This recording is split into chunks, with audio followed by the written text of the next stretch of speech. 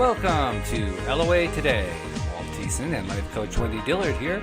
Today is Thursday, June the 14th, 2018, 4 p.m. Eastern Time, your second daily dose of happy for the day. And today is one of those days where I am learning how, once again, to keep practicing feeling good in the face of anything, because we've had some challenging news happen around here, and when that happens, you have to kind of refocus and get yourself back to alignment and say, you know what, everything's going to work out for the best and all is well. And it's not easy to do, but you got to do it. That's what I'm doing this afternoon. And you know what? It's working.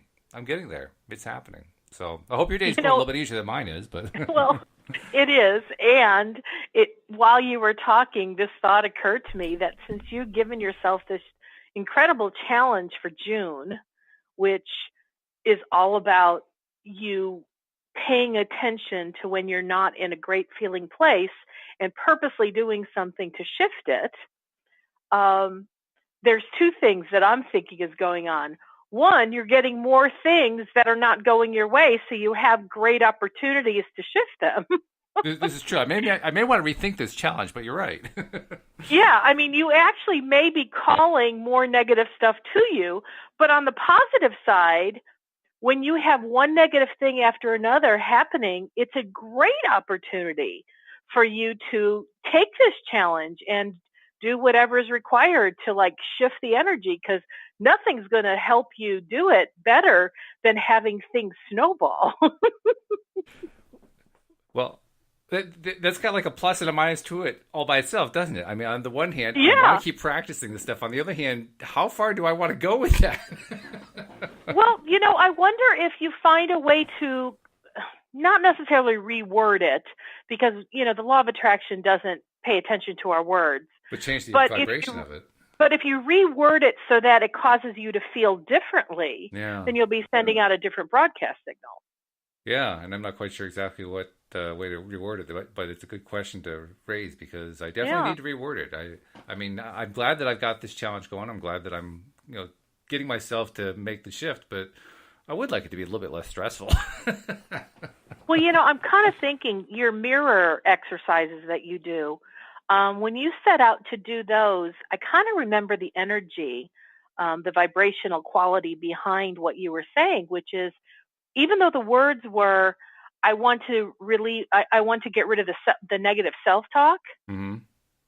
I remember the feeling was because I'm wanting to feel a sense of relief and peace, and I want to feel good about myself. Yeah, good point. Right. So even though you used what we can call negative words, the feeling behind it was that you really desired the positive effect. So maybe I need to do something similar here. Basically, yeah. do the same kind of thing. Yes, I want to keep reversing things, but I want to do it because I want to feel good, because I want to have great experience all the time. Yeah, you're right. Yeah. That is a better way to feel it and to express it. And so, it.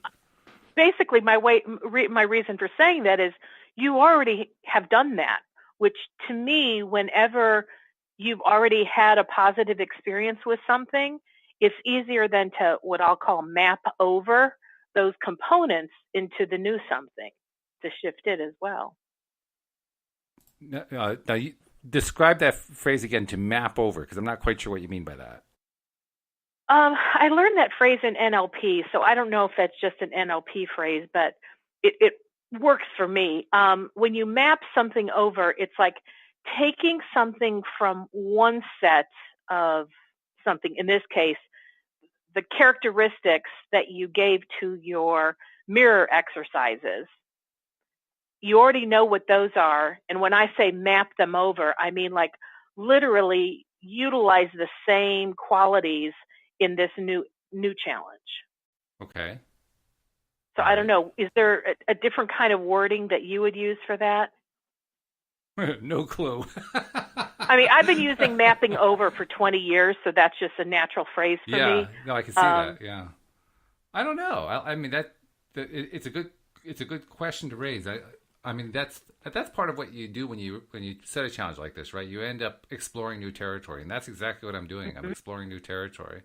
So I guess I don't totally have all the answers yet, but I'm getting good questions asked. That's good.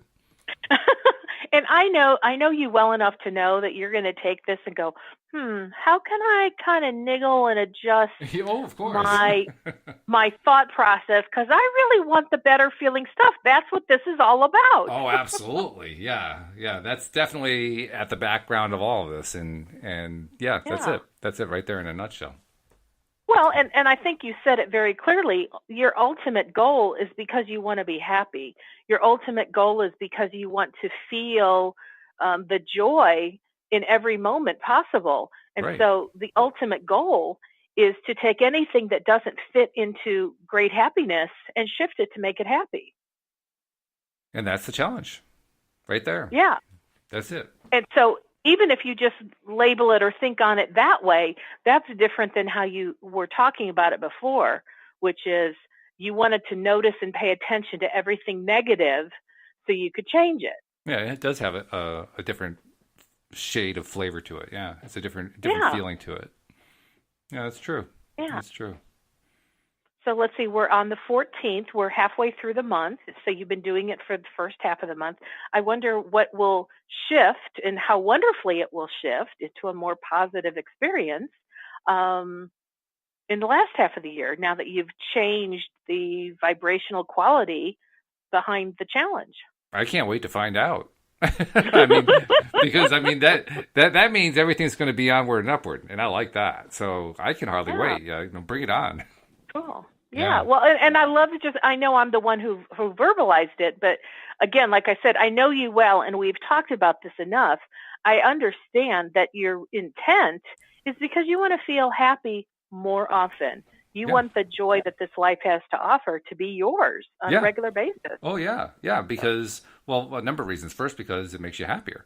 It feels better. Absolutely. That's probably the most important one of all. And second of all, because whatever one is trying to attract into one's life, that's going to be where you're going to be most likely to do it when you're in that happy place. So it's really Absolutely. both of them together. I mean, today was definitely a challenge. Today, we lost one of our best employees in Louise's Oh, business, and she didn't want to leave. That was the worst part. The only reason she left was because there was a personal situation that she had no control over that basically just, happened. And for reasons I don't want to get into on the air, she had to go get employment elsewhere. It had nothing okay. to do with she was practically in tears when she left. And we were practically in tears to So, lose her because, so it was like, whoa, this is like getting, knocked to the ground. And it really does challenge you because you have to find, like we were talking about earlier, you really have to find where's the silver lining? Where's the good side of this? And what I had come up with so far was, well, certainly we're really grateful for what she's done up to this point. We're just thrilled with what she's been doing, and absolutely we wish her well. We want that personal situation to get ironed out to its best possible result. And to be perfectly honest, I'm holding out hope that at some point she's going to be able to come back. I mean, I know she would want to, you know.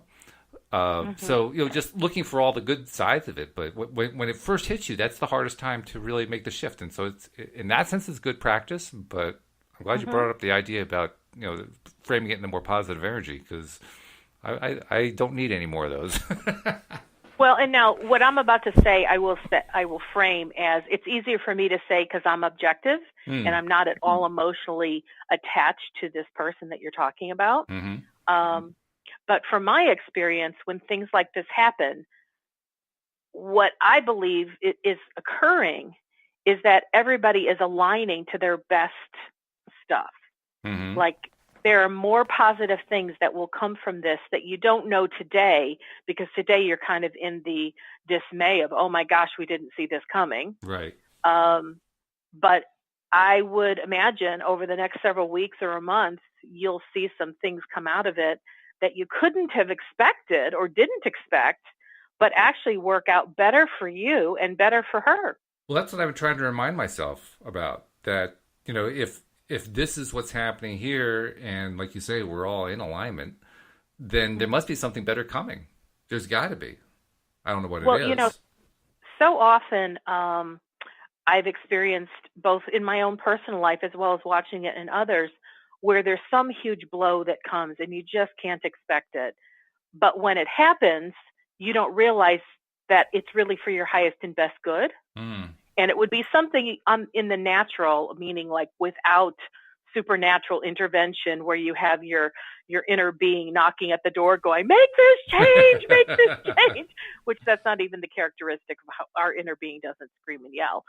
But just like and how things work out in a good way. Like, so for an example, in the first chapter of our book, is my story called Home Sweet Home. Mm-hmm. And I talk about, I have so many ups and downs within the story, but one of them was, Paul and I found the house that we knew we wanted. And we were going to put an offer on that house on Saturday. And, Friday, right before closing time, I get called into HR, totally like, why am I getting called into HR? Well, because the company had sold, I ended up being the first one let go. Right. And the natural assumption is, well, you don't have any income anymore. Mm-hmm. And the house was going to be purchased on the contingency of 2 incomes. Right, yeah. And so the natural response was what my husband had, which was, well, I guess we can't buy this house. Mm-hmm. And I said, oh, no, just because I lost this job doesn't mean that I'm giving up on us getting this house. This is our house. Which was very cool, by the way, that you had that presence of mind and that confidence to say that, even though, as you expressed in the story, you didn't yet know about the law of attraction. I didn't. But I did have a strong belief that when one door closes, another door opens. And I did have that as a very powerful belief. And so within the next 6 to 8 weeks, I don't remember the exact timing, not only did I get a new job, but the job that I got was at a significant increase salary-wise over the one that I had. Yeah, that's right. Yeah. And I remember thinking so clearly how the job that I had, it was when I was working at a broadcast radio station. I loved that job. And I'll tell you, I fought for that job. I wanted that job so bad. I won't even go into all the details of what I did to grovel to get that job. But when I did, it was like, oh, yes, this is what I wanted. I don't even know why, but I felt like I wanted to be around broadcast radio. It felt exciting to me. And I think it is a precursor to what we're doing right now. It sounds like it, yeah. But I love that job. And because I fought so hard to get it, I literally went through 2 other positions before I landed my sweet spot, right? Yeah. Never in a million years would I have said, oh, I think I'm going to quit and go look for something else, because I'd only been in that position for probably 7 months. And it took me a long time to get there. I think a year and a half in working and prodding and proving myself and talking to the right people till I finally got to a position that I really wanted. I would never have just quit that job.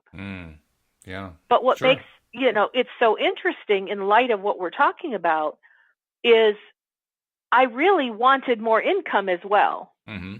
And I really thought that when I landed the job that I finally landed in, I really thought it was going to come at a higher salary than it did. I was really shocked that the money was like crap compared to what I thought it was going to be. Yeah, right. Sure. Yeah. And so, sure, we would have been able to buy the house, but we would have used every paycheck to pay for our house. Yeah. There would have been like no wiggle room. A car could never break down. We might not even be able to like get the car registration. It was like cutting it that short. But the new job put enough cushion in our income that now it all became just an ease. It was easeful, even when we got the mortgage and whatever and lived here for a while and we're paying the bills. We weren't strapped. Which means that your inner being and the universe really had your back, even though at first you didn't think so or you didn't know that. Totally. And I'm so grateful that I did have a belief system that said when one door closes, another one opens, because I didn't let any moss grow under my feet in sadness and grief. Mm-hmm. I just went immediately, because even while HR was talking to me and telling me, we're doing this because this, and, it had nothing to do with your performance. You were welcome to come back should another position open, blah, blah, blah. They were saying all the nice words. Right. All I could hear was my inner dialogue, which had to do with how is this going to affect putting an offer on the house. Sure. I even had the wherewithal to say, So I know today is Friday. When exactly do you make my being let go like legit? Because they were going to pay me a month's severance pay. Mm-hmm. And I said, so do I officially get let go a month from now? Because I'm thinking at least that would look good for the mortgage company, right? And because I could be honest that, Yeah, no, right. I'm still on the payroll. Yeah. And she said, no, unfortunately, you're relieved as of today, so your end date will be boy. noted as today. And I'm like, So I'm in my inner dialogue going, okay, well, how is this going to work? Right. And when she was all done, it was kind of like, okay, are we all right with everything? And I said, I'll be honest with you. I didn't hear most of what you said because I said, I'm about to buy a house. And that's all I'm concerned about right now. So could you repeat everything? And I promise this time I'll pay attention to you. So she did. But I've also seen that happen in other people's lives where the shock of something that you're so not expecting naturally, I think, puts most people into a tailspin. Oh, yeah. But my experience, both in my life and watching what happens in other people's lives, is when they set their sights towards it's all good, man, the goodness comes to them in ways they could never have expected. And then they say, you know what? I never would have thought that this could have happened, but look at what has happened. Now, if you're in a coaching situation with someone and they resist that in some way, they're basically just locked into, I'm feeling depressed about what's happened, and this is just the latest domino, and I'm feeling beaten down because just when I thought I was recovering and getting into a good place, all of a sudden I got beaten down again. How do you tell somebody, look on the positive side anyway?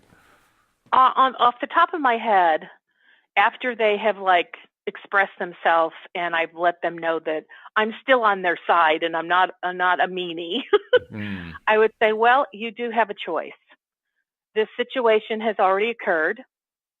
Now you can either continue to allow the pain to be something you wallow in and just makes you feel bad for a longer period of time, or you can kind of, cut your losses in terms of emotional losses and go, all right, it happened. And now what can I do to move forward? Yeah. But I also tell them, if you need the time to grieve, take the time to grieve. I just recommend you don't go longer than 3 days. That's just my own personal thing. But 3 days, 72 hours is more than sufficient in my mind to deal with most painful situations. Now, the death of a loved one, I still think you can do it in 72 hours. But, if somebody hasn't practiced that ability to pivot, I wouldn't, go there. Yeah, that's probably a bit much for some people. But I like people. to remind people, pain is a choice. Happiness is a choice. The circumstance may not have been something that consciously you chose, even though I know they did. Consciously, they may not have chosen it, but they can consciously make a choice on how they feel right now in this moment. Because all we have is right now. That's true. The past is already the past. Now, do you want to drag the past with you for minutes, weeks, days, and months? Could you have that choice? And many people do. Or you can say, you know what, today is a fresh new moment and I'm going to start from right where I am, and I want to choose something that feels better. I want to look toward what is possible instead of looking at the past at something I'm not happy with. So that's how I would do it. Yeah, that's a good way to do it, and nicely explained. And by the way, along the lines of choice, I want to remind our listeners, particularly the new listeners, that if you have not yet subscribed to the podcast, I mean, normally we're talking about all kinds of fun and happy topics. Today I'm dealing with something, but you know what? I'm determined to get around it. And the point is that even in a day like this, we're still looking for ways to feel good, to feel happy. Well, if you like a podcast, if you like listening to programming where the emphasis is constantly on finding the better side, on finding the happier side, the good side, and not focusing on all the terrible things going on in the world and so forth, you want to subscribe to this podcast. That's why the people who are our regular listeners subscribe to and listen to virtually every single podcasts we put out about 40, 45 of them a month. And they listen to them. The numbers show it. We know it for a fact. So we invite you, please become a subscriber. It's free. It doesn't cost you a thing. It takes about a minute, maybe two to do. All the instructions are right on the homepage at loatoday.net. And once you're done with that, there's a little row of social media buttons so you can share with others and say, hey, I just subscribed to LOA Today. You should consider it too. So just wanted to put that in there into the discussion. And it's a good part to put in the discussion. It is a good part. I love your media shares. There are more media things there than I even knew existed, and I love to hover over them and go, I've never heard of that one. And I've never heard of that one. Well, I figure if you're going to have one of them, you might as well have all of them. Why not? Exactly. And you did that well. Well, that was also easy. That actually came as in one WordPress plugin. So literally, I mean, I have a WordPress site for reasons like this because it's easy to add stuff to it. And all I had to do was add the plugin, and boom, they were all there. I didn't have to go program anything. It was great. Very cool. So I wonder, just based on, this short little conversation we've had, how do you now feel about the news that you had that one of your favorite people were leaving the company? Yeah, well, obviously, I'm still not happy about it, and I know Louise isn't happy about it.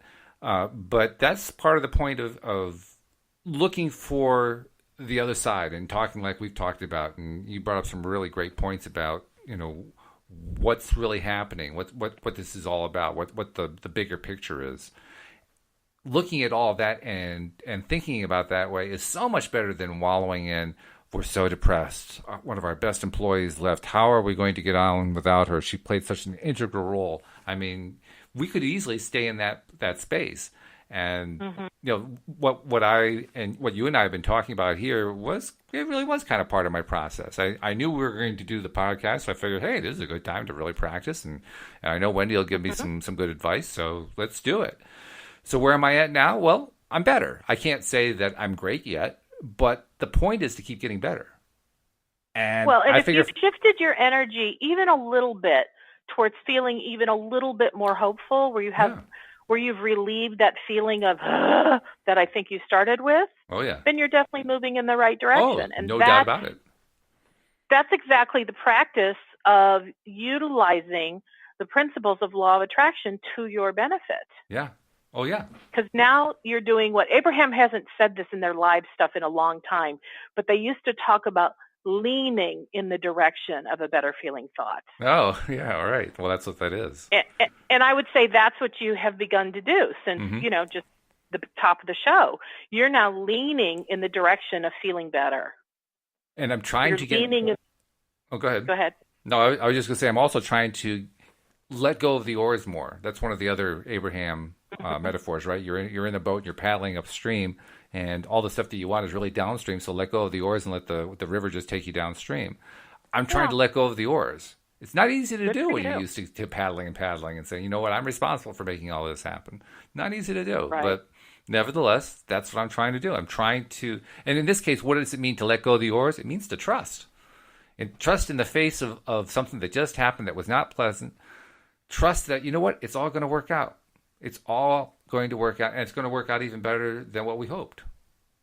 Mm-hmm. Not an easy thing to trust when you're in the middle of it, but nevertheless, that's what I'm leaning toward. And the more that I talk about it, the more I actually get there. And the more you lean in that direction, the more the law of attraction is able to actually deliver to you the more positive result in a faster way. Yeah. Because you're now broadcasting in a way that aligns with what's already in your vortex. And, for those that don't know what a vortex is, it's Abraham calls it your vortex of creation, which is everything you've ever desired in your life, whether conscious or unconscious, lands in what is like a container, a holding space, energetically of everything you want. And so what you desire for your business, and I know you and Louise have been putting your heads together and you have been dreaming a new dream for the business in a huge way of improvement, having greater ease.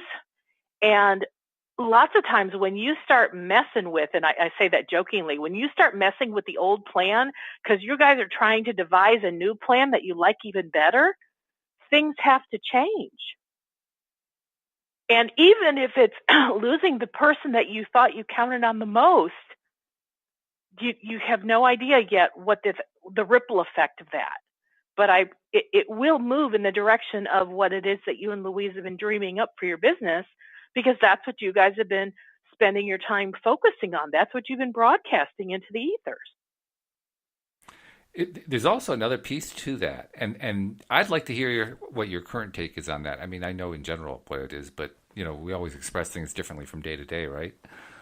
Mm-hmm. And that piece is, we rarely as human beings have pure emotional vibrations going on. We often have mixed vibrations going on. Some of the time we feel this, some of the time sometimes we're feeling up, sometimes we're feeling down, sometimes we're feeling conflict about the very same thing. We have, I feel good, but I don't feel so good. Mm-hmm.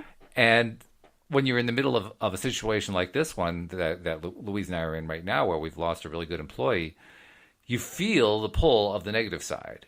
You can see the positive side, especially after doing what we've been doing here, but you still feel that pull of the negative side. And so there's like a two-mindedness, right? On the one hand, you say, well, yeah, this is the dream. The dream is to get to the point where we're living an easier life, where Louise isn't working crazy hours. We can actually go out and do stuff during the day just for fun, just for recreation. And we know we have a team we can count on to get the job done.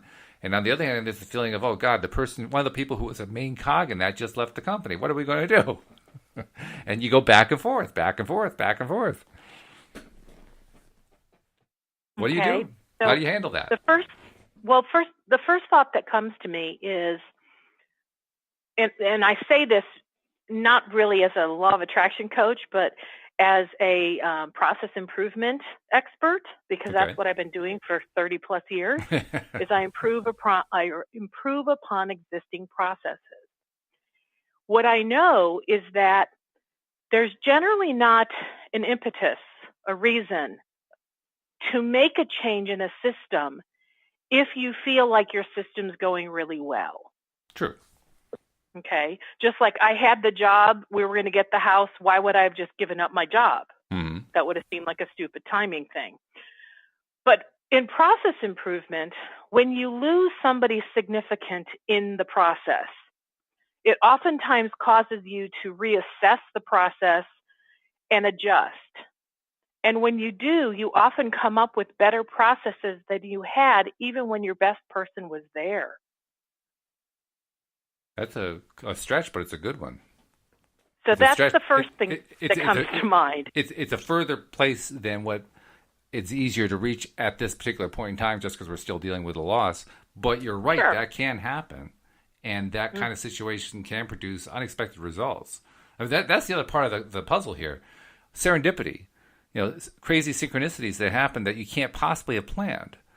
I've kind of wondered, is there a synchronicity, a serendipity, some kind of crazy thing that's going to happen that we couldn't possibly have planned that comes out of this situation? There probably is. I can't see it. I don't know what it is. I don't know what it looks like. And today, right now, in this moment, like I said, you're still kind of just reeling with the surprise of it all. Yeah. But as you and Louise really put your heads together and think, okay, now what do we do? Now what's our next step? Who knows what your brainstorming will produce? But I will tell you that if you stay focused on, everything always works out for us. It's all good. That's when if you stay focused on, I wonder what wonderful possibilities can come from this situation that we would have never even considered had this not happened, then more positive things will occur for you that will be in alignment with what you guys have already been planning for, which is a greater ease and flow in your business, where there's more free time for you and Louise to actually have a life outside of the business and have the business keep running in a way that feels really efficient and productive. So that's the first thing. Then the second thing is, yes, there is generally a mixed bag of vibrational essences that you and Louise are putting towards it. On one hand, there's this, and on the other hand, there's that. And they're a little bit contradictory sometimes. And, you don't know everything going on inside of Louise, nor does she know everything that's going on inside of you. Because oftentimes, if you even have a little bit of a fear or trepidation, sometimes you don't want to tell the other person because you want to stay in a more positive frame when you're with each other. Right. But even if there's something just a little bit negative, even if there's a little piece of fear that either one of you is experiencing and you haven't reported it to each other, Mm-hmm. it's still a part of what's going on. It's Yeah, still it's still part there. of the creation. Yeah. But if that negativity, if you will, is in contradiction to the overall goal, the overall target for your business, it has to show itself. It has to make itself known for you to keep going forward toward the manifestation of the business being the way you want it to be. So it's really a good thing if some negative stuff pops up to the surface. And who knows, maybe this favored employee leaving might lead to some discussions where maybe some of those resistances actually show themselves. And now you can look at them, because resistance doesn't go away just by having it go away. True. The normal way it goes away is by having it come into your awareness. And once you know about it, you can talk about it. And oftentimes when you talk about it, especially when you're talking between at least two people, you can find out like, oh, that isn't even true. Or, that's a fear that I had since childhood, but yeah, I don't need to bring that into this. That isn't even, it's not even relevant. And once you have awarenesses of such resistant things, you can talk about them and hopefully you can let them go just through the awareness of what they are and looking at them. Because when they're in the state of fear, the fear itself doesn't want you to talk about it. It'll keep it in the darkness. Mm-hmm. Yeah, no, I see what you mean. If you keep it in the darkness, it can't be resolved. Yeah, it's hard to release something when it's not available for release. Exactly. So, yes, I'm a Pollyanna. Yes, I'm very hopeful towards the better of things. But because I know you, and at the heart of you, you really want things to go really well, and you want it to be a joyous, happy thing. Mm-hmm. As long as you stay focused on that, whatever ugliness, if you will, needs to make itself known so you can let go of it, you can handle it. And as you said that last sentence, I realized there's something I can kind of hang my hat on, which is I want things to go well. I can actually kind of hang my hat on that, even in flying in the face of everything that happened today. I can still hang my hat on that one because I still want that, Mm-hmm. And that does have a good positive feeling for me. So, and nothing that happened today really alters that desire. No, does not it? at all. No, the desires, No. If anything, it enhanced it. There you go. Yeah, if anything, it's even more intense. Mm-hmm. I mean, I wanted a new house, but when it looked like I couldn't get it because I didn't have a job, you're right. I wanted it more. It like I drew a line in the sand saying not even a loss of job is going to stop me from getting my house. Yeah, that's a theme that appears in all three of the stories that you have in the book. In every single one of them, it's absolute pure determination in the face of overwhelming odds. Mm-hmm.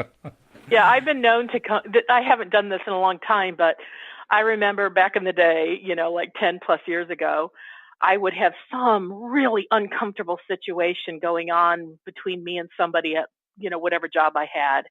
And it was like, it always managed to happen on a Friday. Like the thing that was just intolerable would happen on a Friday. And I would come home and I would say, as God is my witness, not really, but that was You're channeling your inner Scarlett O'Hara, are you? Okay. Yes, so I would channel her. On Monday when I go back to work, this issue will be non-existent. It'll be non-existent. I'm going to crack this puppy wide open.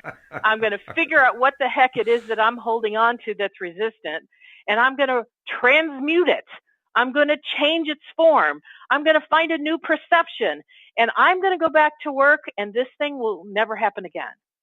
And every time I've done that, Monday morning when I went back to work, it was different because I spent that whole weekend just having conversation with my inner being saying, all right, what am I not seeing? What am I avoiding? For what purpose am I allowing this to go on in my life? I want answers and I want them now. And then I'd have to chill out so I could be in a receptive mode to let them in. But they came in. Well, and as Abraham points out, they've pointed this out on numerous occasions, intense desire trumps belief. Even if there's doubt involved there, the intense desire trumps it. Yeah. And the cool thing is, even when, like for me, I'd have intense desire, by the time it was done, I also had a belief. Isn't that interesting how that works? I didn't have the belief to change it up front. I had the intense desire to make the change. Mm-hmm. Then the change was made, and now that the change was made, the belief got changed in the process. Yeah. Yeah, well, that also makes sense. I mean, another Abraham saying, a belief is a thought you think over and over again. Well, the more that we focus on this stuff and the more that we focus on what we're trying to change to, inevitably it's going to become a belief just by focusing on it. The more you focus on it, the more you believe it. Well, you got me going, Walt. I love talking about this stuff. This is why I love coaching.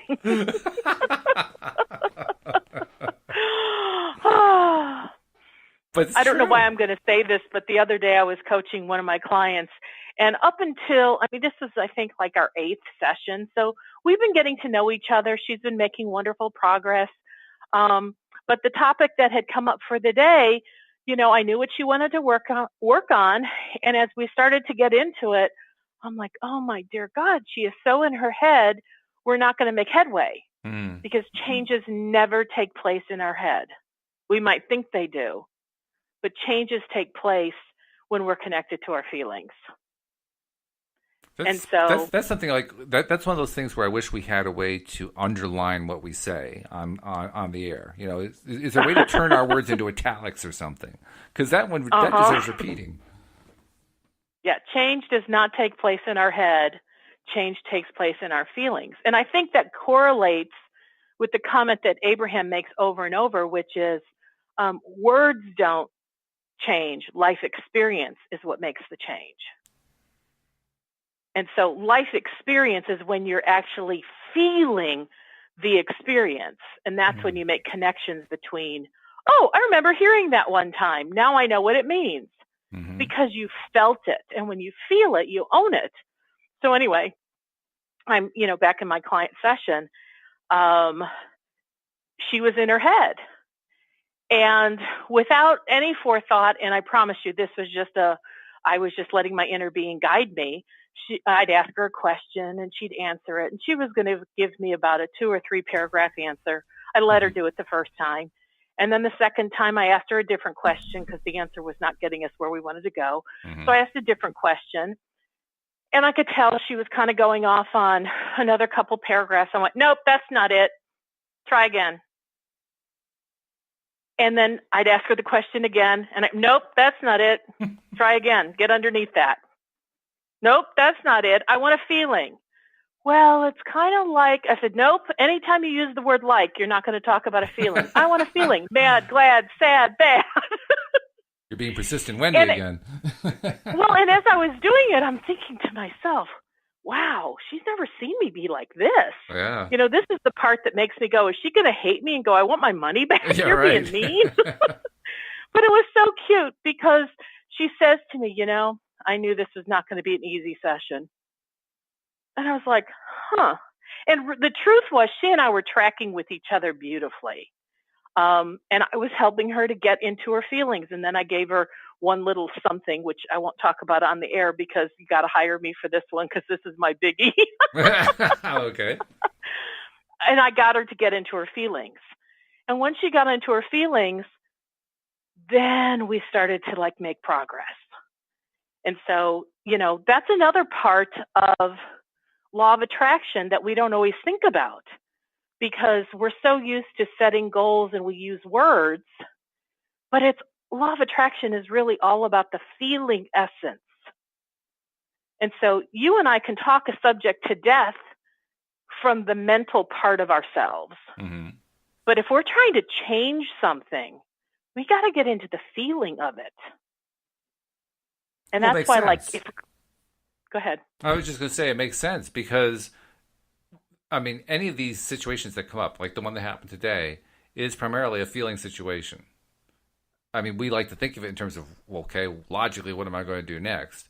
And that's where we kind of get all tangled up because there doesn't seem to be a ready, accessible answer to that question. But in fact, what we're really doing is we're dealing with the overwhelming impact of it, which is a feeling thing. So we're actually in the feeling state. The question is, do we recognize that? Good question. Yeah. I think a lot of the time we don't. And, interesting, what's coming to me now is almost I don't know how quick it is because everybody is different, but a good technique to get yourself out of the feeling place of how bad it is to go into your head. Well, yeah, sure. I mean, now, how exactly you go into your head when you've been in your feelings, I'm not quite sure, but I've never thought about it. I don't have a lot of trouble doing that. That to me has always been pretty easy. For me, getting into the feeling place has always been the harder part. Getting into my head, I can do that on a drop of a hat. That's not tough for me. Maybe it's probably tough for some people. Never been tough for me. I can go right to my head instantly. So then let's use this as an example. So you were just talking about how this big blow came to you in a way that really impacted you in your feelings. Mm-hmm. So how could you get into your head to leave the feeling zone? What kind of thoughts? I don't know if I leave the feeling zone entirely. That's a valid point. I'm not sure I leave it entirely. I can get into my head as a way to try to fix it, trying to change it in some way. See if there's got to be a way out, right? We'll find the way out. There's got to be a way out. So that's what I do when I'm getting into my head quickly. Am I getting out of the feeling zone entirely? That's another thing. I'm not so sure that I can do that consistently every time. Because, I mean, you can really, it's not like it's always one or the other. Usually there's an overlap, right? Usually there's, some degree, when you're in your head, you're also in your feeling zone or vice versa. I mean, I did have a time in my life where I was rarely in my feeling zone. But I've lived there enough. I really don't want to go back there very often. So, I don't know. I'm not sure if I can actually say I can get into my head and remove myself from the feeling zone. But what I can do is I can get into my head and kind of talk myself into a new direction. And so that's what I do when I'm in my head. It's like, I know where I'm feeling right now isn't good. I got to get somewhere else. I got to get into a better feeling place. So I'm going to go into my head and see if I can find some idea of something I can go after, some way to do a pivot, right? You got to do a pivot of some kind. Okay, well, I got to find the pivot. Well, I'll use my head for that because I have a whole store of things that I've been collecting over time about how to do pivots. Sometimes it's just going off and taking a walk, or admiring nature, or counting on all the good things that happen during the day, or thinking about the things that I appreciate, or there's a whole series of these little modalities we do to to get ourselves into that better feeling place. Well, I do that from my head. That's my first place to start from. Now, I will say that you have been, you're a really good mental processor. That's, I think, a natural gift that you have had, or at least since I've known you. Sometimes too much. But just to kind of offer some other suggestions for those who are listening to this conversation, I know that that's not the easiest place to go. I'll tell you, when I think on about the old me, like you suggested, go for a walk. Oh, that would have done me in. Oh, really? Because that would leave me so much mental space to just keep thinking negative thoughts about what just happened that I'm not wanting to think about anymore. Oh, wow. Yeah. That's like leaving me alone with my worst thoughts. So, that's interesting. Now, for me, when I'm going to take a walk, I don't just take a walk anywhere. I go outside, and I go out to enjoy nature. So for me, enjoying nature and taking a walk are really part and parcel. You can't separate them. So when I'm out there, I'm deliberately not allowing myself to focus on whatever the trouble is. I am pushing myself to focus on the nature and enjoy and appreciate what's going on in nature. Because you're right, you could get kind of hung up in your head. That's a really awesome discipline that you have. Yeah. I'm just suggesting that's not something that that everybody can do. that would not have been something that would have been conducive for me. Oh, yeah. Being alone with my thoughts would have been my enemy. Oh, and I had to learn it too. It didn't come easily. Yeah. But for somebody who's like, no, being alone is not going to work for me, that's when I say find anything that you can fully engage your thinking into that will distract you. Now, whether that's watching a television program or getting on Facebook and just getting lost in one post after another, maybe calling a friend is not your best idea, because usually if you call a friend, unless there's somebody who really knows how to turn your thinking around, you're just going to get deeper into the sad story of whatever it is that's not working well. So talking to someone's not usually the best idea. But if you can get something that will fully engage your brain in something completely different, that's called distraction. And that's when distraction is really your best friend. Yeah, it can be, sure. Because you basically find a way, you have a way to discharge and to decharge the feeling that you're experiencing. You're taking charge away from it. Or, like even watching a movie, after you've watched 2 hours of a movie that had you going down all sorts of storylines, it's like you're now so ingrained in that story that even when the credits roll and it's over, you might go back to thinking about whatever it was that was unhappy before. But at this point, it should have decreased in its intensity because you just introduced all these other emotional things that occurred in the movie. And so that's how it works. Now, if while you're in the movie, you're not able to distract and you just keep being pulled back to whatever situation happened earlier, then obviously the movie's not doing it, and you got to find something else. And the truth is, finding something else is a very personal thing. But if you're monitoring how you feel with a desire to turn your feeling into something that feels good, you'll find something if you stay focused on that. Yeah, that's true. Because at that point, if you stay focused on, I really want to feel better, I really want to feel better, law of attraction will begin to bring thoughts to you of a better feeling essence. And so then law of attraction is working with you instead of against you. But if you keep saying over and over, and this is what I used to do, he's such an idiot, I can't believe he did this after all that I have done for him, and now he's doing this for me, doing this to me. Does he not even realize all that I've put into? Well, by this point, I'm just digging my heels in, and law of attraction's like, oh, okay, we'll bring her more of those kinds of thoughts. And then I just have like a laundry list that keeps getting longer and longer of how this person did me wrong. Yeah. Yeah, when you go down that path, it's almost like the path of no return. And that is one thing I can point to as a good thing that happened in this situation, because I know for neither one of us were we in any way along that path. I mean, the best way I can describe the path that we were experiencing was, wow, what lousy luck. This, I mean, we've been trying to move things forward, we've been trying to make progress, and then all of a sudden, boom, we just got this big setback. But not that somebody was undermining us, not that this employee who left was somehow giving us the shaft or something like that. It wasn't anything like that at all, and I'm really glad about that. Mm-hmm. I mean, that's a definite positive.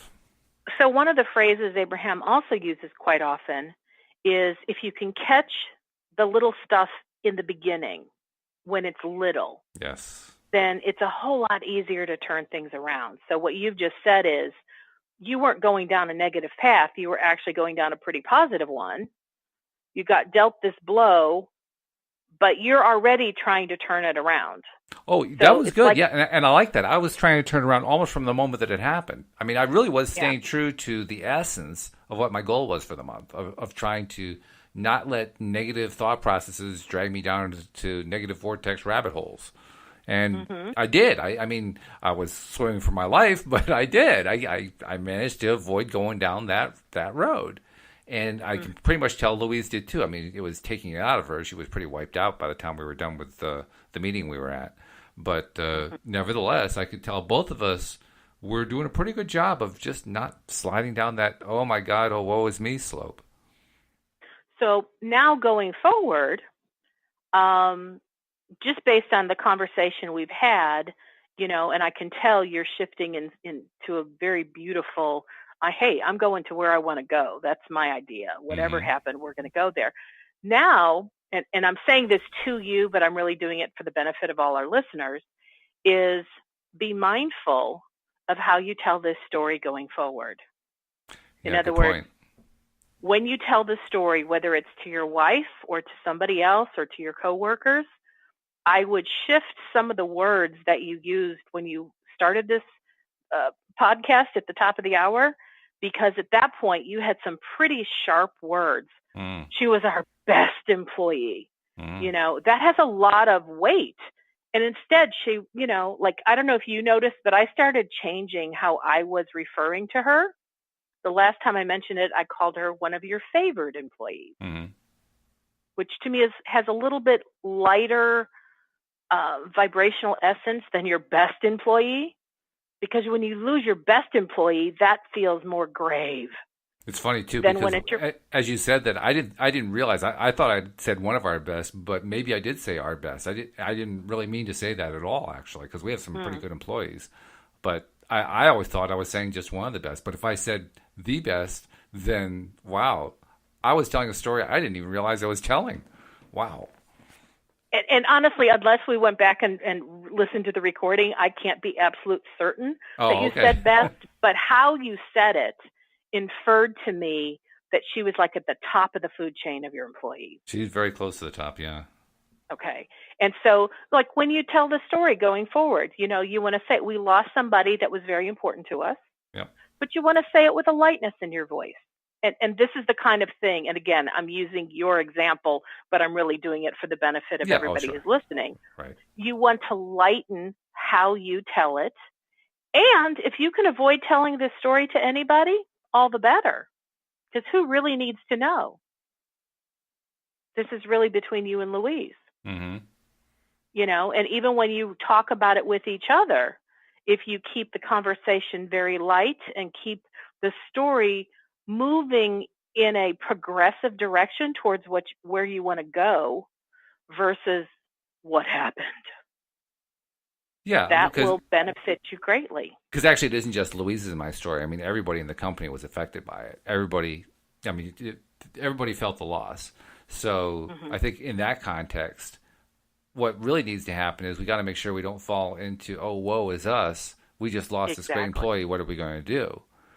And get more into, wow, she's been so valuable to us. We wish her well. It would be great if she could ever come back, but we're going to be fine. We're going to find a way to survive and thrive, and things are going to keep getting better. And it reminds what you just said reminds me of when like really big corporate situations happen and there's something really unpleasant. That's when you get your PR person to really work with like the president of the company or whoever it is that has to be the one who goes on camera speaking the political statement of what's going on. Right. And it's very amazing how they don't talk about things in a negative way. They want to spin it because they want people to continue to buy their products. They want to continue to feel like, hey, everything's fine. We have this under control. We're moving in a direction that we're going to patch all the holes and it's going to be fine. Mm-hmm. And that's the kind of story you want to spin like within your company to other employees so that they don't feel, what's the word? There's a word here, where they just lose hope in the company as a whole. It's like you really want to bolster them up so they feel supported because they've gone through a loss as well. Mm-hmm. And when they see you and Louise at the top of the food chain, coming from a position of, you know what? Yeah, this happened and we're moving forward. We've been through tough things before and we always come out stronger. And so we know that all of you are awesome and that's why you're here and we're all on the same team and we're all going to do this together. And I want to also give credit to the rest of our team, too, because we do have a good team. I doubt that any of them are listening. Well, one of them actually might be listening now that I think about it.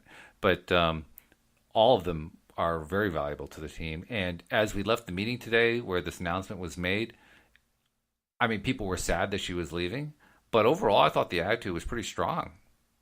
Well, that's good. Yeah, that was really, really good. It makes it a whole lot easier when you have good people who, are there as part of the team.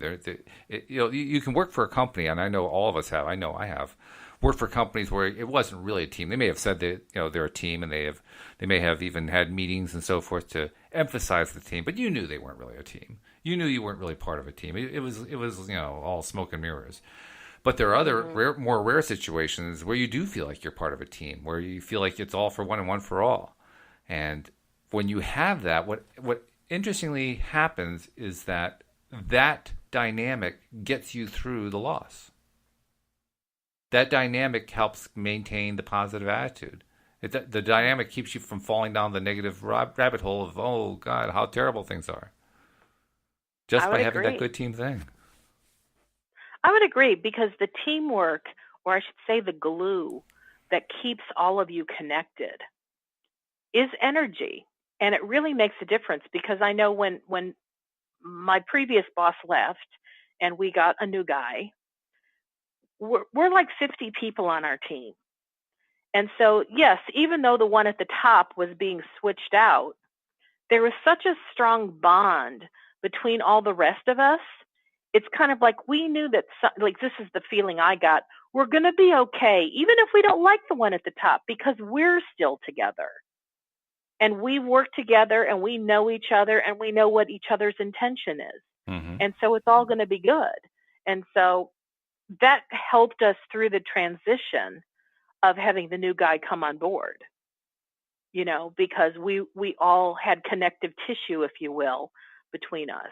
And that's what it sounds like you have within your company, is that there's connective tissue between all the people in your company, and that you work as one organism instead of a whole bunch of separate pieces and parts. I mean, you talked earlier about how you don't really know how it's going to work out better, but somehow it's going to work out better. There have been a lot of times, particularly with a business like this one. This is a seasonal business. It's gardening services. You get a lot of turnover.